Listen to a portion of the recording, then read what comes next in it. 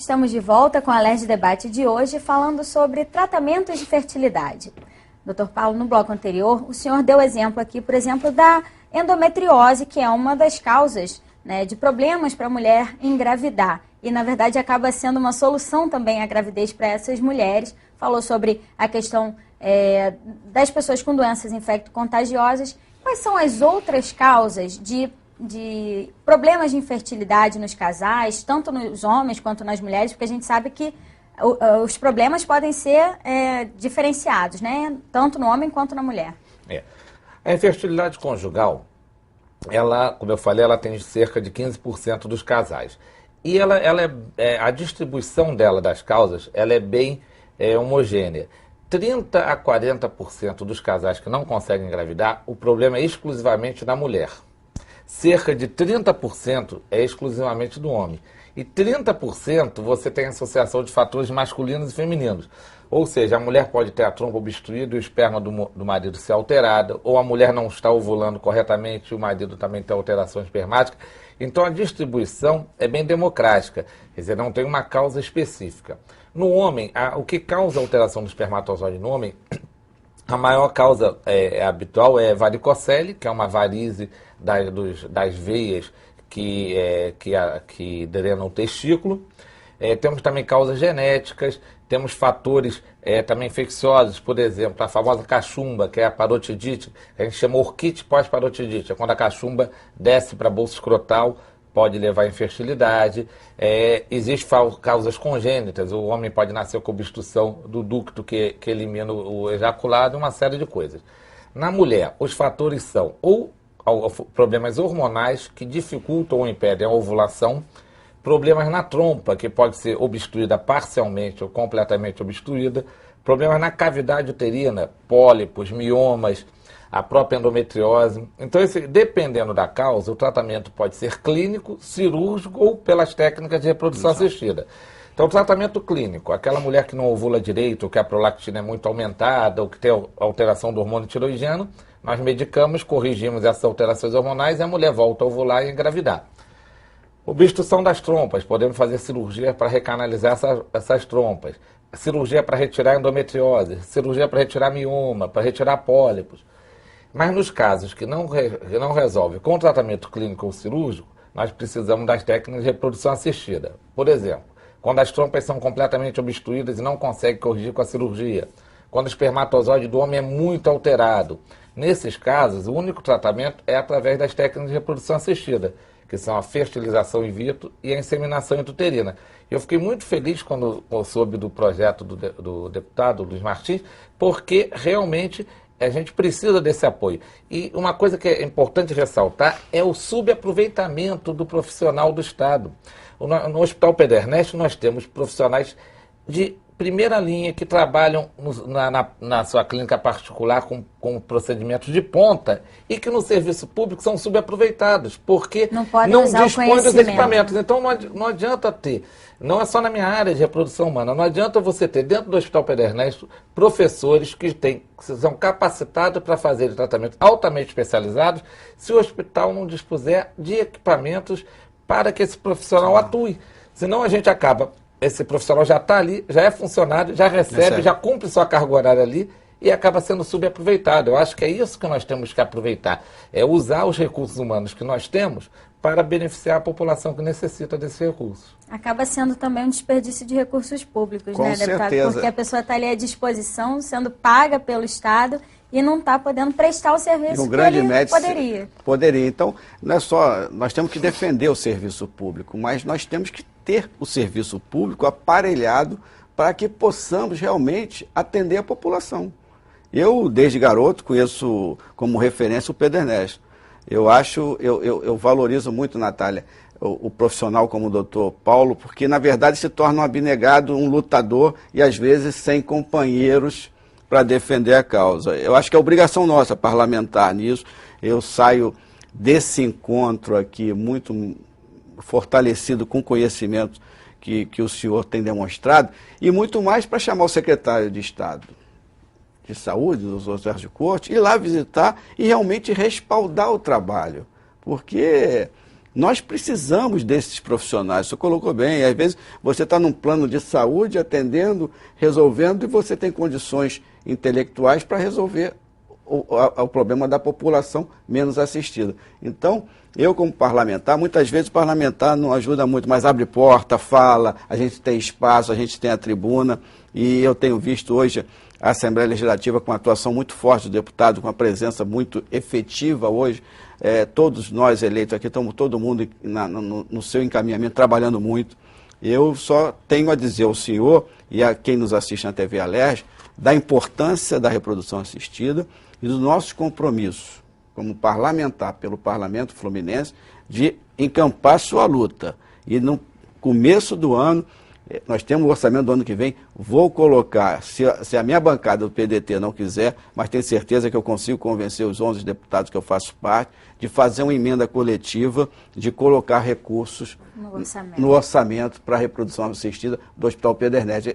Na luta do Dr. Paulo, ele conseguiu uma sala dentro do Pedro Ernesto, conseguiu não sei o quê. Então, eu acho que nós temos que encampar isso não é favor, isso é para atender a população, e nossa obrigação como servidor público, como ente público, é de atender e de ter espaço e valorizar cada vez mais o Pedro Ernesto, que sempre foi referência no Estado e a UERJ também. Então, nossa obrigação como parlamentar é nessa ajuda. Eu queria agradecer já de antemão a sua ajuda, o convite de ter vindo aqui, e lembrar que o Hospital Pedro Ernesto é o único hospital universitário do Estado.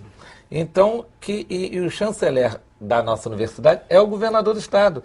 Então, quer dizer, nós valorizando o Hospital Pedro Ernesto, nós estamos valorizando o nosso Estado. Com certeza. Com certeza. Doutor Paulo, só uma última dúvida. Em relação às causas de infertilidade que o senhor falou, muito se fala também, por exemplo, de fatores externos, no caso do homem, fatores como radiação, como traumas, até por acidentes ou alguma excesso de calor. De que maneira isso pode interferir na fertilidade masculina? Na verdade, o que acontece, principalmente homens que trabalham em caldeira, em lugares muito aquecidos, porque a gente sabe que as células germinativas, elas são muito sensíveis à temperatura. Por isso que a bolsa escrotal do homem é externa. E o testículo, todo mundo sabe, quando a temperatura está mais aquecida, a tendência é do testículo descer mais, a bolsa ficar mais distante do corpo. Quando o tempo está mais frio, existe uma retração de um ligamento que puxa o testículo mais para perto para tentar manter uma temperatura mais estável. Uma dúvida que eu li em algumas revistas, que hoje tem um hábito, né, o avanço tecnológico do laptop na perna. Isso causa alguma interferência no homem, você trabalhar com laptop na perna? Qualquer atividade que aumente muito a temperatura da bolsa escrotal pode comprometer a fertilidade masculina. O problema é que isso é muito relativo. Tem homens, por exemplo, que têm a célula germinativa que funciona muito bem. Então ele teria uma produção de 200 milhões de espermatozoides por ml. Que se comprometer aquilo e cair para 50 milhões, ele continua bem. Mas tem homens que os testículos funcionam um pouco pior. Então o normal dele seria 20, 30 milhões. Se aquilo cair para 10, 5 milhões, vai comprometer a fertilidade. Então, na verdade, é muito individual. Certo. Agora, esses fatores, eles sozinhos não causam, mas eles podem agravar a causa de infertilidade. E em relação ao que o senhor colocou do projeto, inclusive eu já venho com esse projeto há muito tempo, eu sempre falo com as autoridades de saúde, que a minha ideia inicial seria a gente montar um núcleo no Pedro Ernesto para concentrar as fertilizações. Mas a minha ideia era pegar um grupo de médicos, por exemplo, no Norte Fluminense, na região serrana, no Sul Fluminense, para fazer o atendimento primário, que seria as consultas de infertilidade, e só encaminhar para o Pedro Ernesto o pessoal para fazer o tratamento.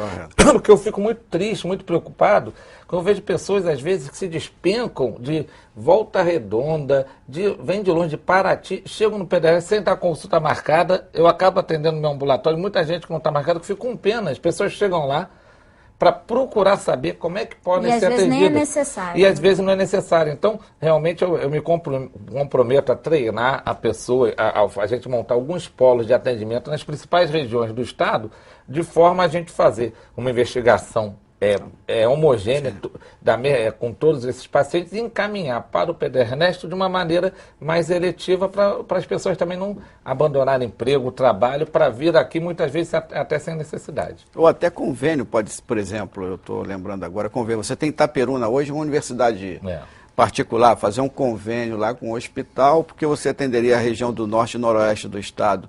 Eu acho que a gente pode... Uma ação integrada com uma os municípios, com os municípios, né? Onde não tiver um hospital estadual ou federal, fazer esse, como polo, né? Você tem São Gonçalo, Alberto Torres, você não atravessa essas pessoas. Tem um polo na Baixada, um polo no Norte Fluminense, um polo no Sul Fluminense, um polo na região serrana, e que nós nos reuníssemos, definíssemos como é que são as condutas, quais exames que tem que fazer e as rotinas. Nesses casos, assim, encaminha para o PDRNet, tem uma forma de encaminhamento direto para as pessoas também não ficarem implorando para ser atendidas, que é uma coisa. Eu recebo cartas de paciente, é comovente. Aí muitas vezes eu telefono, a paciente dá o telefone, eu ligo. Chega a ser comovente, as pessoas choram no telefone quando eu ligo. Ah, o senhor ligou para mim? Eu falei, não, deixa eu ver o que eu posso ajudar e tudo mais. Que as pessoas estão tão desesperadas e tão descrentes que só o fato de ter uma atenção já as deixa emocionadas. Já é uma esperança, né? Exato. Só o fato de saber que tem alguém preocupado em ajudá-las já deixa elas com uma esperança renovada.